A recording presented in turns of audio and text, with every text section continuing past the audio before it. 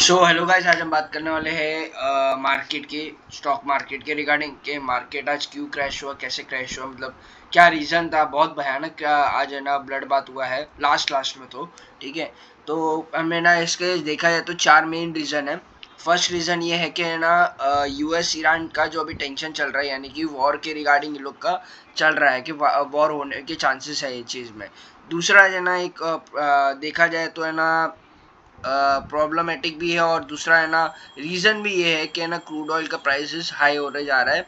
And तीसरा है ना और एक चीज़ का प्रॉब्लम है, ओके, वो है एफ की सेलिंग। पिछले बहुत टाइम से है ना एफ की सेलिंग हो ही जा रही है despite of that. Indian market की जो डी है, ओके, वो भी है ना बाइंग कर रही है। ठीक है, उस वजह से अभी हम थोड़ा बहुत है ना स्टेबल ही है, देखा जाए तो 25,000 के नीचे हम जा नहीं रहे। ओके, तो ये चीज़ अच्छी बात है। लेकिन इसमें एक प्रॉब्लमेटिक चीज़ और भी ऐड हो जाती है कि जो अभी सेलिंग है ना वो आईटी सेक्टर में भी आ रही है, और वो आईटी सेक्टर हमारा जो आईटी सेक्टर है वो क्रूशियल रोल है ना प्ले करता है। तो उसमें भी सेलिंग आ रही है। सेलिंग इसके लिए एफ ज़्यादा कर रहे हैं आईटी में, क्योंकि है ना एआई के रिगार्डिंग जो हमारे जो इंडिया में जो एआई चल रहा है, ओके, नो डाउट अच्छा है। लेकिन है ना जो हमारे जो आईटी सेक्टर है, जितना अगर हम देखा जाए जो यूएस के रिगार्डिंग जो एआई जो जनरेटेड है, जो वहाँ पर पार्टनरशिप ये सब चल रहे हैं ग्लोबली, ठीक है, उतना अभी इंडिया में नहीं हुआ है। ठीक है, हालांकि अभी इन्फोसिस के साथ हुआ है एक पार्टनरशिप, ओके, बाहर की कंपनी है, यूएस की कंपनी है वो, ओके, करीब 100 करोड़ का डील साइन हुआ है। उसके बाद भी है ना वो इन्फोसिस में कोई है ना बाइंग नहीं देखने को मिली है।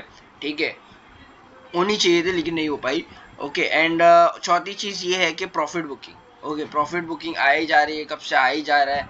ठीक है, ये कहाँ तक एंड होगा वो पता नहीं है। ओके, एंड तीसरा है, अभी अभी आपको ये चीज़ का तो है, पर अभी मेन हम थोड़े से डिटेल में जाते हैं।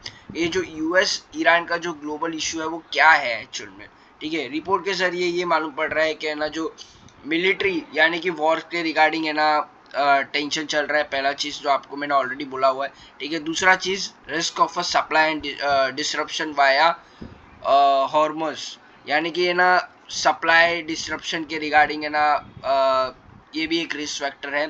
ओके, एंड ग्लोबल भी इसके रिगार्डिंग रिस्क है। एंड इसके साथ साथ है ना हमें आपको है ना एक चीज़ बताऊंगा कि अगर है ना अगर ये वॉर्स के रिगार्डिंग चल रही है बात, या वॉर हो भी जाएगी, तो एक चीज़ सेफ है हम एज एसेट के रिगार्डिंग देखें तो। पहला है अपना gold, okay, gold and silver. दूसरा है अपना ऑयल। ठीक है, तो ये अगर देखा जाए ना, अगर जिसको ऐसा लग रहा है अभी वॉर का इशू सिचुएशन, मुझे भी ऐसा लग रहा है होने की पॉसिबिलिटी है। ओके, फिर भी है ना देखते कल अभी मार्केट क्या करता है, क्योंकि क्लोजिंग क्या देता है उस पर भी डिपेंड करता है। ओके, क्या मालूम रातों रात यूएस ईरान का कुछ अच्छा हो जाए। लेकिन ये अगर सिनेरियो अगर बिगड़ जाता है तो उस केस में क्या, उस केस में ना गोल्ड सिल्वर लेके रख दो बॉस।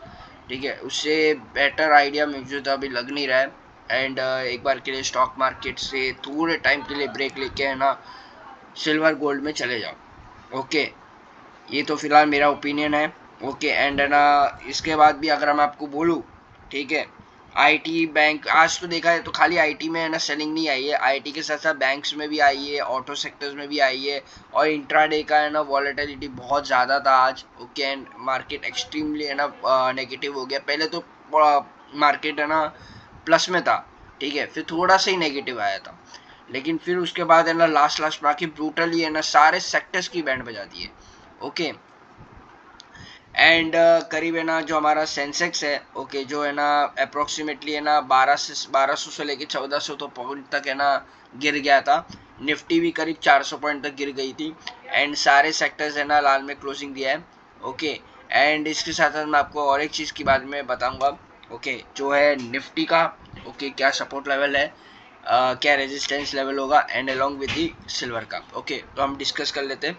फर्स्टली है ना जो मैं निफ्टी की बात कर लेता हूँ, तो निफ्टी का है ना करीब है ना 25,250 का एक अच्छा खासा सपोर्ट है। एंड है ना उसके नीचे जाता है तो 25,000 का एक सपोर्ट लेवल लगता है। और अगर मैं रेजिस्टेंस की बात करूँ तो 25,500 जो आज का है ना सपोर्ट लेवल था वो ब्रेक कर चुका है।